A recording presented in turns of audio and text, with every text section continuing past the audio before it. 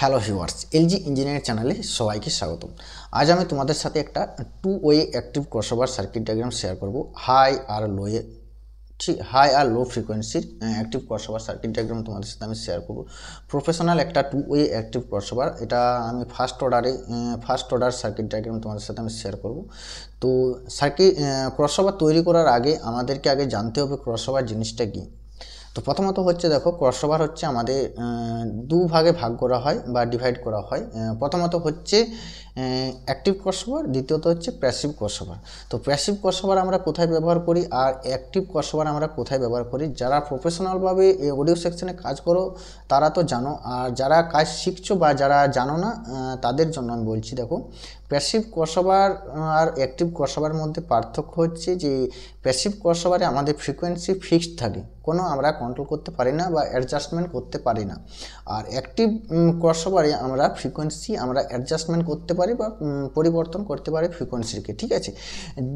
যেখানে আমাদের যত ফ্রিকোয়েন্সি প্রয়োজন সেখানে আমরা সেই অনুযায়ী আমরা ফ্রিকোয়েন্সি অ্যাডজাস্টমেন্ট করতে পারি অ্যাক্টিভ ক্রসওভারের দ্বারা, ঠিক আছে। তো যাই হোক, আজকে আমি তোমাদের একটা professional two way active crossover circuit diagram share করব। খুব গুরুত্বপূর্ণ ক্রসওভার অডিও সেকশনে ভূমিকা পালন করে। যারা প্রফেশনালভাবে কাজ করো তারা তো অতি অবশ্যই জানবে যে ক্রসওভার ব্যবহার করা কেন এত প্রয়োজন আমাদের অডিও সেকশনে, ঠিক আছে।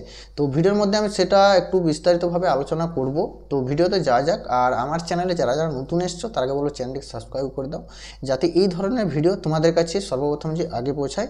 তো ভিডিওতে যাওয়া যাক। তো আজকের ভিডিও শুরু করা যাক। তো চলে এলাম ভিডিওর মধ্যে। দেখো, তো শুরু করছি two way active crossover circuit ডায়াগ্রামটা। খুবই গুরুত্বপূর্ণ, খুবই মনোযোগ সহকারে দেখো। একবার দেখে নিলে আমি আশা করব তোমাদের আর অন্য ভিডিও কোনো দেখার প্রয়োজন হবে না, ঠিক আছে। তো দেখো, আমি শুরু করছি। এখানে যে আমি লো আউটপুট নেব, এখান থেকে লো আউটপুট নেব, কত ফ্রিকোয়েন্সি কাট অফ হবে সেটা আমি পরে বলছি।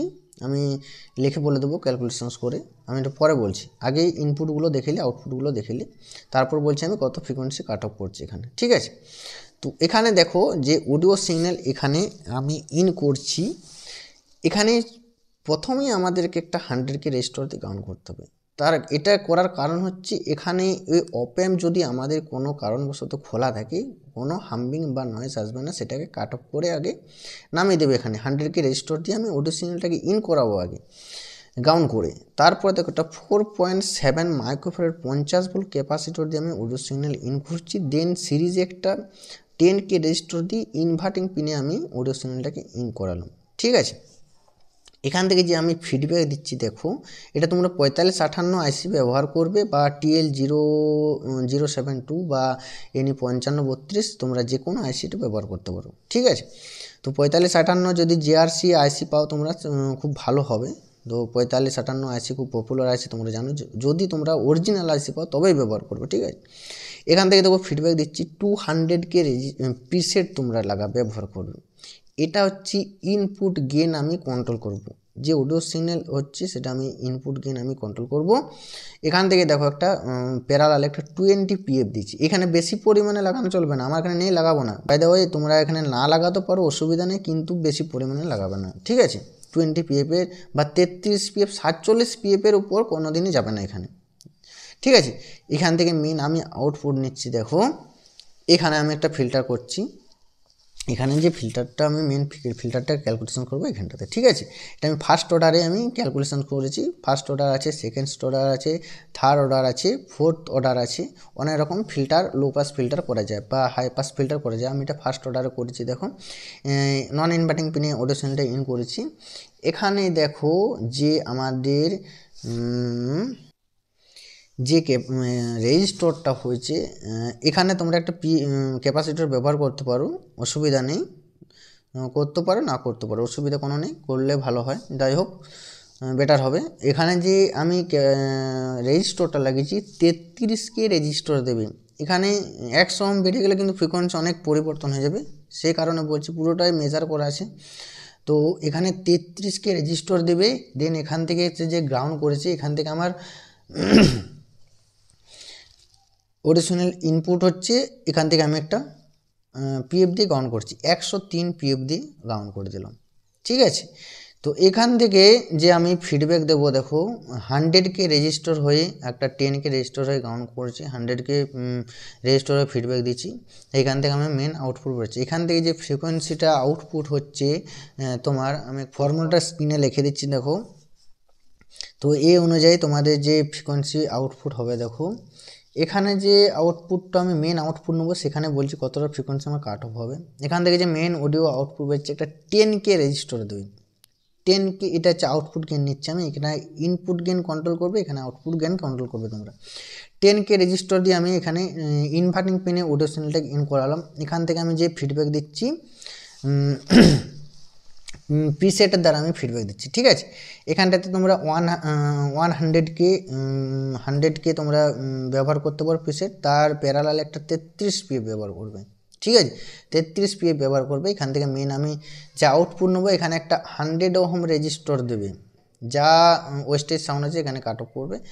এখানে একটা 100 ওহম রেজিস্টার দিবে, দেন সিরিজে একটা 10 মাইক্রোরেট 50 ভোল্ট ক্যাপাসিটর দিয়ে মেন আমার অডিও আউটপুট পাওয়া যাবে।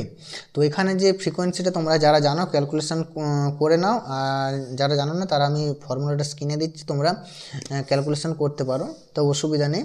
তো এখান থেকে যে আমার frequency main out cut off হবে সেটা হচ্ছে সামথিং, এখানে বলেছিলাম 33K 103 PF, সেই অনুযায়ী যদি ক্যালকুলেশনস করি তো এখানে বেরাবে 482 হার্জ নিচে কাট হবে। এর উপরে আমাদের সাউন্ড যাবে না, ফ্রিকোয়েন্সি আউট হবে না, এর নিচে আমাদের ফ্রিকোয়েন্সি আউটপুট হবে। এখান থেকে কাট অফ হয়ে গেল, এটা হলো লো আউটপুট। এরপর আসছি, এখানে তোমরা প্রত্যেকটা আইসির আমি পিন নম্বর লিখে দিচ্ছি বা আইসি লিখে দিচ্ছি। তো এখানে টোটাল 3টে আইসি লাগবে। তো এরপর আসছি হাই আউটপুট, দেখো হাই আউটপুট আসছি। তো এখানে দেখো যে এটা হচ্ছে IC1A আমি লিখে দিচ্ছি, এটা IC1B সেকশন, এটা A সেকশন, এটা B সেকশন। তো দেখো এখানে যে IC1B সেকশনে আমি অডিও সিগন্যালটাকে ইন করাচ্ছি। তো একটা অডিও সিগন্যাল তোমরা এটা ইন্ডিভিজুয়ালি সেপারেট করতে পারো, অসুবিধা নেই। এখান থেকে দেখো একটা 100K রেজিস্টার দিয়ে কাউন্ট করেছি আমি, এটাতে যা করেছি এটাতেও তা করেছি, ঠিক আছে। তার কারণ আমি আগে বললাম যে অপএম্প যদি কোনো কারণবশত খোলা থাকে সেখানে নয়েজ বা হামিং কোনো হওয়ার চান্স থাকবে না, সেটা এখানে কাট অফ করে দিচ্ছি, ঠিক আছে, কোনো কারণবশত যদি অপএম্প খোলা থাকে। তো যাই হোক 2.2 মাইক্রোওয়াট 50 ভোল্ট একটা ক্যাপাসিটরতে তার সিরিজ একটা 10K রেজিস্টার দিয়ে অডিও সিগন্যাল ইন করালাম, ঠিক আছে। এই নম্বর পিনটা আমাদের 3 নম্বর পিনটা গাউন, 3 নম্বর আর 5 নম্বর পিন, এই 3 নম্বর পিনটা গাউন করে দিয়েছি। তো এটা আইসির নাম্বারগুলো আমি লিখে দিচ্ছি যাতে তোমাদের বুঝতে অসুবিধা না হয়। তো দেখো এখান থেকে যে ফিডব্যাক দিচ্ছি একটা, এখানে বললাম এটা তোমাদের অনুযায়ী লাগাবে, তোমরা যতটা গেন প্রয়োজন ইনপুট গেন। তো এখানে যে আমাদের 100K প্রিসেট একটা ব্যবহার করতে পারো, তার প্যারালাল একটা 20 PF, এখান থেকে আমাদের ইনপুট গেন আমরা কন্ট্রোল করব, ঠিক আছে। এখান থেকে যে মেন আউটপুট বেরোচ্ছে একটা, এই যে ক্যাপাসিটরটা খুব গুরুত্বপূর্ণ, 103 PF দেবে প্যারালালে। এই 103 PF দেওয়ার পর যে অডিও সিগন্যাল আমি ইন করাচ্ছি নন ইনভার্টিং পিনে, দেন এখান থেকে দেখো গাউন করে দিচ্ছি, 10K রেজিস্টার দিয়ে গাউন করে দিচ্ছি। তাহলে আমার ফ্রিকোয়েন্সি কাট অফ হয়ে গেলো, লো ফ্রিকোয়েন্সি আমাদের কাট অফ হয়ে গেলো, হাই ফ্রিকোয়েন্সি আমাদের আউটপুট নেবে। এখান থেকে দেখো যে একটা ফিডব্যাক দিচ্ছি 100K রেজিস্টার, এখান থেকে একটা 10K রেজিস্টার হয়ে গাউন করবো, মেন ফিডব্যাক দিচ্ছি। এখানে আমাদের ফ্রিকোয়েন্সি ক্যালকুলেশনস হয়ে গেলো।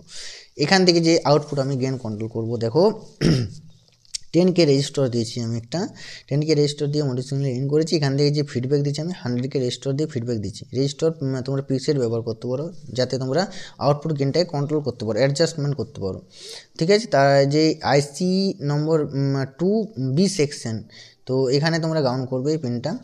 এখান থেকে যে মেন আউটপুট বেরোচ্ছে 100 ওহম রেজিস্টার দিবে, তার সিরিজ একটা 2.2 মাইক্রোওয়াট 50 ভোল্ট ক্যাপাসিটরে হাই আউটপুট আমাদের পাওয়া যাবে।